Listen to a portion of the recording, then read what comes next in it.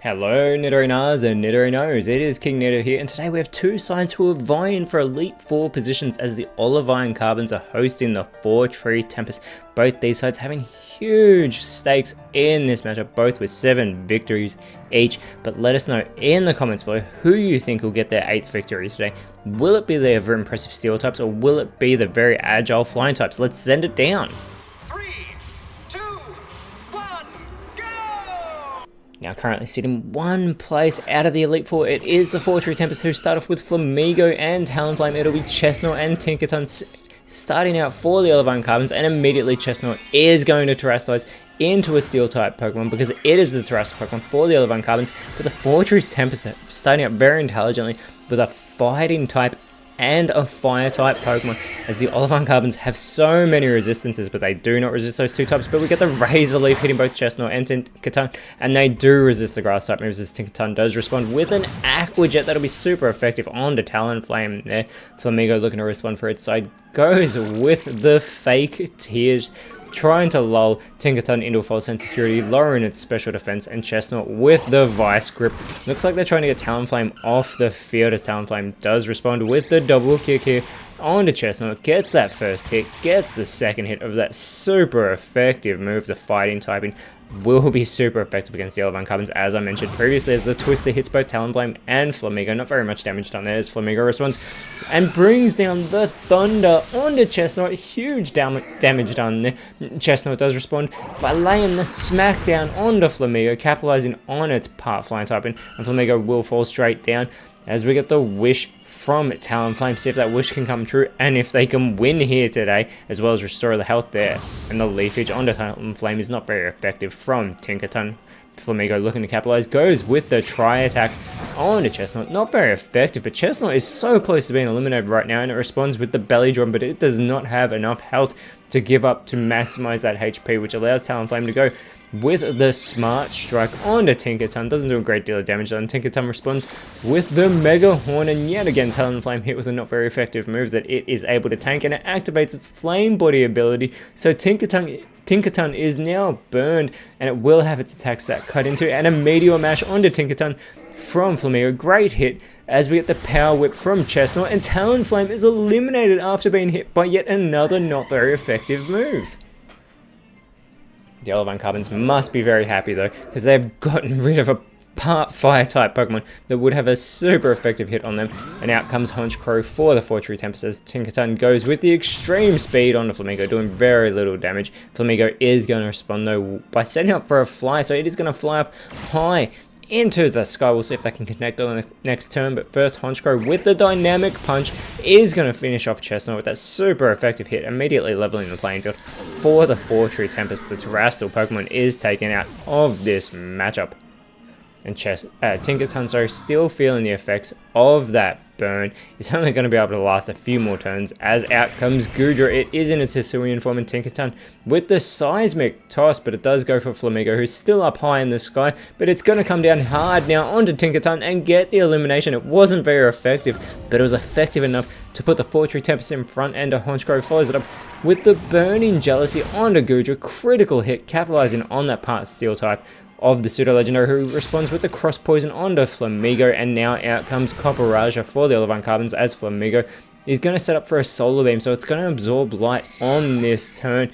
So it's going for another 2-turn attack as Honchkrow with the Fissure, but Copperajah is able to get out of the way of that attack, and Goodra is going to respond with the Aqua Cutter onto the Dark Flying type.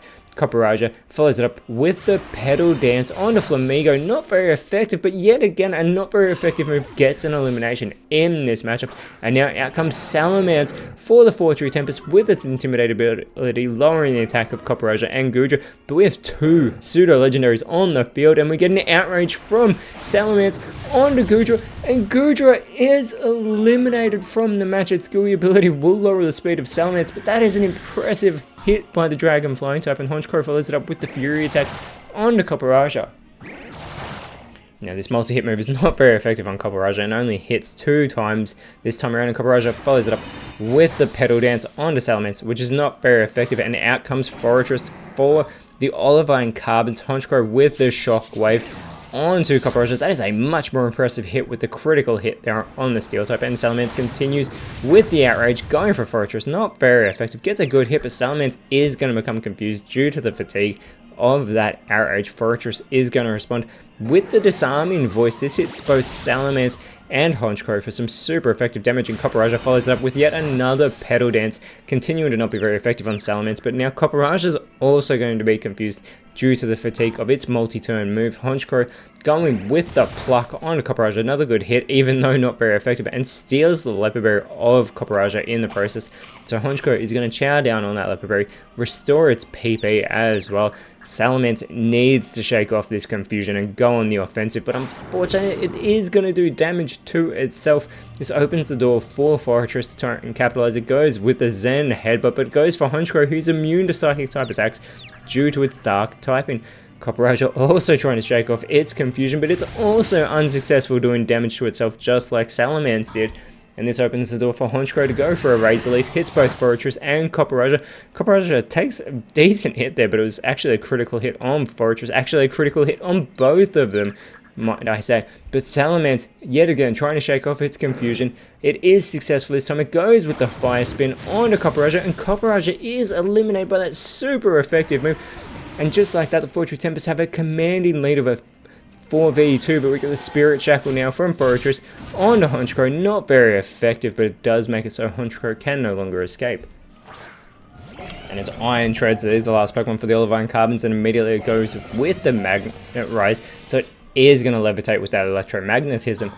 Honchkrow looking to respond for its side though with the Spite. It's going to cut into the PP of Fortress here, and if it does run out of that, it will begin to struggle and do damage to itself every time, and we have seen that happen before, as Salamence, still in a confused state, but yet again shakes it off, goes for the Heavy Slam onto Fortress, who tanks that. Not very effective here, really impressive there by Fortress, who responds with the Victory Dance, so it's going to boost its physical stats, both that attack and defense, but it's also going to boost that speed. See if it can capitalize, see if it can actually move quicker than Salamence. That would be really impressive, as Iron Treads now with the Lash Out, going for Honchkrow. Honchkrow is able to hold on after that, not very effective move, but it is such an easy target right now, and it is going to respond with the Sweet Scent. It is going to lower the evasiveness of both Fortress and Iron Treads a great deal here, making them easier targets, but Fortress is going to go with the Infernal Parade onto Honchkrow. Not very effective, but yet again an elimination from a not very effective move.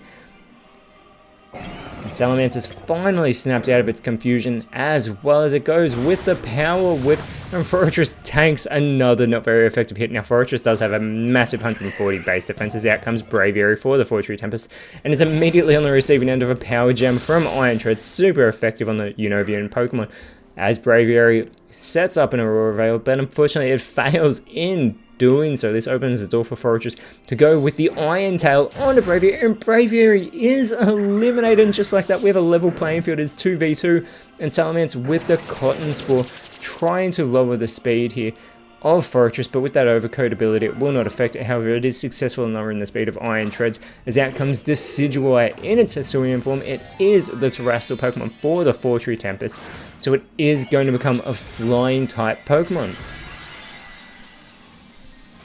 Now Decidueye started off this season really well, see if it can bring it here in this matchup, as Fortress with the speed advantage on the field goes for the Crunch on the Pseudo-Legendary. Salamence is able to hold on though, and we get the Air Slash from Decidueye. It is going to hit Iron Treads for a not very effective move. Gets an okay hit in there though. Salamence is going to follow it up with the Rock Slide onto both Fortress and Iron Treads. Not very effective on Iron Treads, but it's flinched, so it's unable to move. Fortress having to do the heavy lifting, goes with the Shore Up, so it's going to restore its strength here.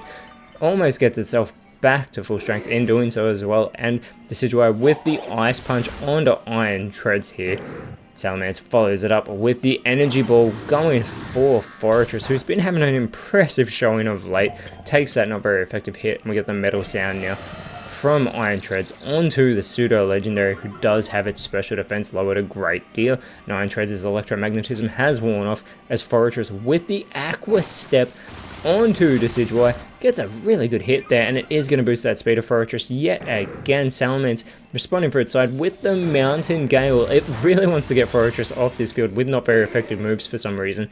Decidueye responding with its own Ice move, going for the Ice Beam onto Iron Treads, gets a fantastic hit. Iron Treads, though, still in this matchup, goes with the Bulk Up, so it is going to boost its attack as well as its defense, and it is a very physical Pokemon as Forretress going with the Splash. It may be too soon to be splashing around because nothing happens, and we get the Flamethrower now from Salamence, and Iron Treads is eliminated with that super effective hit. Forretress is all by itself here, 2 flying types to contend with, but we have Decidueye setting up for a Meteor Beam. It is going to boost its special attack here. It has a base 95 special attack, see if it can capitalize on that.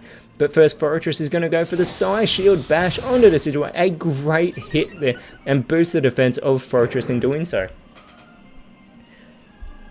Salamence tries for the Toxic, but it will not affect a Steel-type Pokemon, but Decidueye follows it up with that Meteor Beam. This is going to connect with Forretress, and Forretress is eliminated with that huge connection from Decidueye, and the 4 True Tempest have won this back-and-forth matchup between 2 top sides of this season. That is exactly what the 4 True Tempest needed, and this will move them up into 3rd place and drop the Carbons down to 4th. Now, next round, the Carbons will be taking on the Moss Deep Mystics, and the 4 True Tempest will be taking on the Levere Candy Hearts. But until then, Nidorino. So Nidorinos, thank you so much for watching. Let us know in the comments below who you thought was the best on field, and if you enjoyed what you saw, please leave a like, share, subscribe, but more importantly, always remember, you are awesome, and I'll see you when you see me.